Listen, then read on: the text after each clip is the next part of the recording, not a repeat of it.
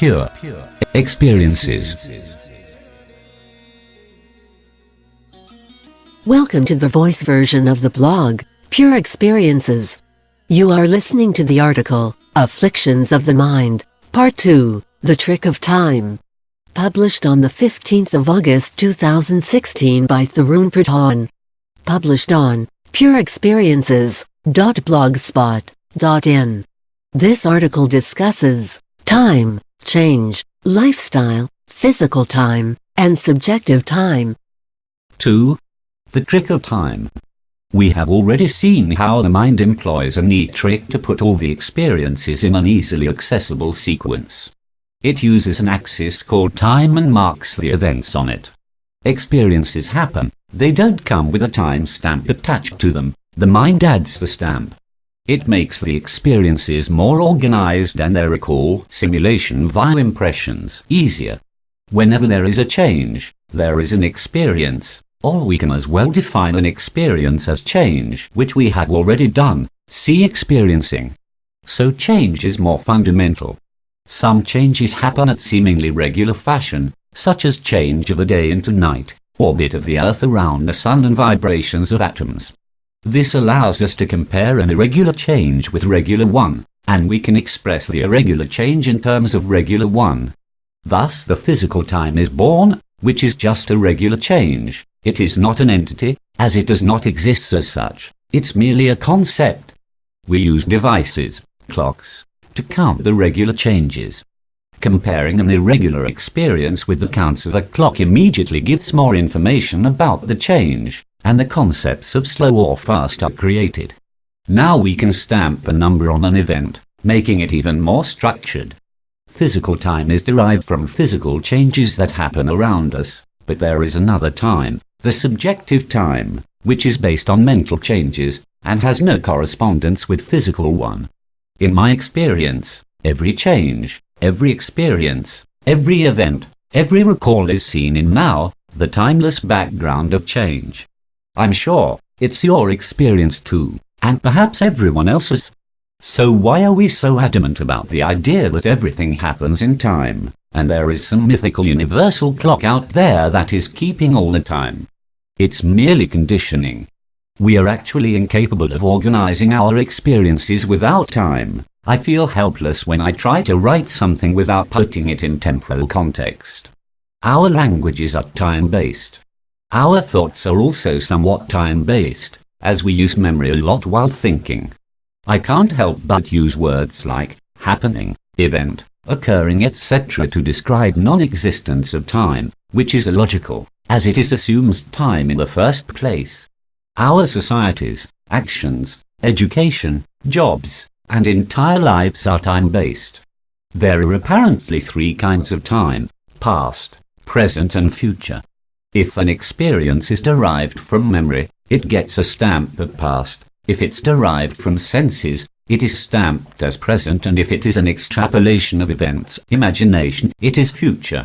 So we see that there is no past, present, or future as such. These are mere ideas used to categorize an experience. The future is thus just a projection of the past. The past is just memory. There was no time in the past, and there will be none in the future. Time is an illusion, however, it is very useful. It is not possible for a human mind to conduct its affairs without it. It has survived because it has survival value. It helps to know that there will probably a winter season ahead, or a dry season, when food will be scarce, so one can stock it up. It helps to recall the past attack of a predator and take a different route home. Those who did not do so did not survive for long. So when does it become an affliction? When one becomes a slave of time, instead of an user of time. Time controls the lives of many people, who become clockwork themselves while following the clock very, very strictly. Right from getting up from the sleep, eating, using bathrooms, going to work, having tea, and what not, to the exact time of going to sleep, all of it is governed by clock for such people. Such people want their entertainment on a specific day at a specific time, their news on time, and even plan their marriages and babies to happen on specific times. They can be recognized easily, as they spend most of their time looking at their clocks. For them there is never enough time and everything must be done now, else it's a waste of time. Entire societies and cultures have become a slave of time. This is something to ponder upon. Actually, punctuality is seen as a good quality by the society, sign of a disciplined mind. And one would ask what is wrong in being so. It makes things so easy and predictable if every one of us behaved synchronously. Of course, whenever a social situation demands a strict time schedule, one must follow it, and that is desirable. However, one needs to draw a line where the whole time madness ends. The freedom from time starts there. Those who live like a clockwork live a miserable life, a life where everything is rushed, everything is mechanical and events are just pushed into past from the future. For such people there is no present. Present time is just there to make space for future time, where the real things will be. Present becomes an anxiety. Such people spend their lives anticipating future while dwelling in the past. Their life is only their past, the things they did and the roles they played. There is nothing new in their lives, no spontaneity, no freedom. Moreover, such people try to discipline others who are naturally inclined to be less dependent on time, who want to live in the present. When children are indoctrinated in such a way, they become dull, lifeless robots, having rigid minds and little creativity. Time becomes their prison. A person who always lives in the past or the future misses the life completely. Life happens now, past and future also happen now. Such people are always afraid of the future, seek the safety of the past, have little desire to change or improve and are mostly pessimistic. They tend to force others to conform to their own ways, resisting any novelty, any improvements, anything that is not so predictable. So the obvious question arises, how to be free from the illusion of time? It is not possible to simply make time vanish, as it is an essential structure in the mind. If one wishes to play the game of human life, one must respect the rules of the game, and one of them is, everything happens and seen as happening in the framework of time. It is wise not to destroy this framework, but to use it effectively. It is wise to be aware of how time is created by the mind, and not to regard it as a fundamental entity one can experience. One cannot experience time, but only the changing contents of the mind. This should be very clear.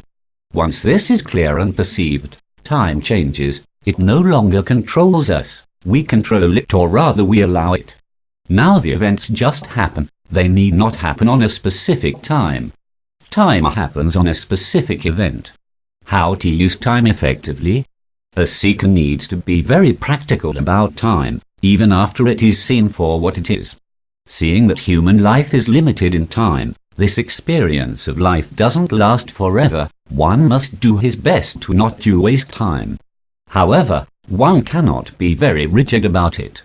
If an activity takes you forward on your path, it is correct use of the time, else it is a waste. This is the rule of thumb. It may not be possible to follow it very strictly, as external events that result in a waste of time are mostly not in our control, but some effort must be made to utilize the time available for oneself. The path of knowledge requires practice, and practice requires time. The more time one can spare for practices, faster is the progress. How to have more time? It all starts after the path is clearly seen. Once one knows the goals, one can set priorities. Do the stuff that matters most first. What matters most are the actions that result in a fast progress. Actions that are not contributing towards progress are simply a waste of time. Some actions required for day-to-day survival must be performed, but those can be minimized easily. Simplifying life helps in it. A job which devours most of your day, relations which demand a 24/7 presence, objects and belongings that need a lot of maintenance, social events that eat up all your free time, distractions that simply slow you down, all these need to be gotten rid of. A simple life, pure life, a life full of contentment, will naturally provide an abundance of time for your practice. It is not recommended to cut down the time spent on necessary activities like sleep. Is it an activity? entertainment, study and some socializing. Isn't that a waste too? Too much of it is a waste. Life is an experience, and we naturally seek pleasant experiences, so there should be enough such experiences, else life becomes dull and miserable, especially when you have not yet mastered the path.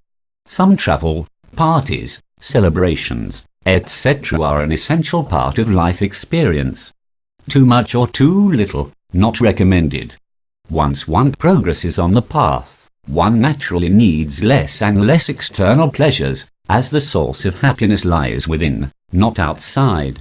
If you have a job which pays more but takes up the major portion of your day or requires long commuting, travels or tour, then you need to reprioritize things. Oh, a high-paying job is your path. Well, nothing wrong in that.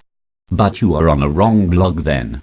If you are spending time on cooking elaborate lunches, spend 2 hours eating it, cleaning a pile of dishes twice a day, arranging a score of stuff in-house every day, washing and maintenance, long sessions of gossip and phone calls, shopping for the next shiny thing or fad, too much entertainment, too many relations and visits by relatives who take up all your free time and vacations, and many countless such activities that are a hallmark of our modern lifestyle. You are not on a path, and this blog should be useless for you.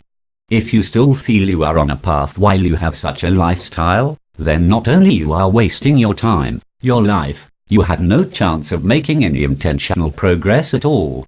When you are on a path, you can only use time to organize your life. You cannot be controlled by it.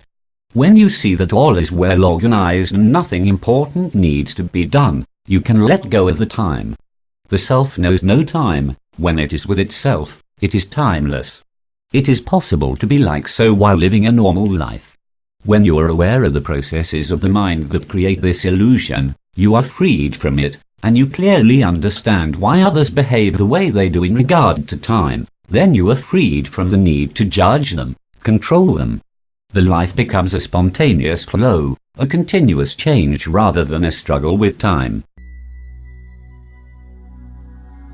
Pure experiences. You were listening to Pure Experiences by Tarun Pradhaan. For more, please visit pureexperiences.blogspot.in.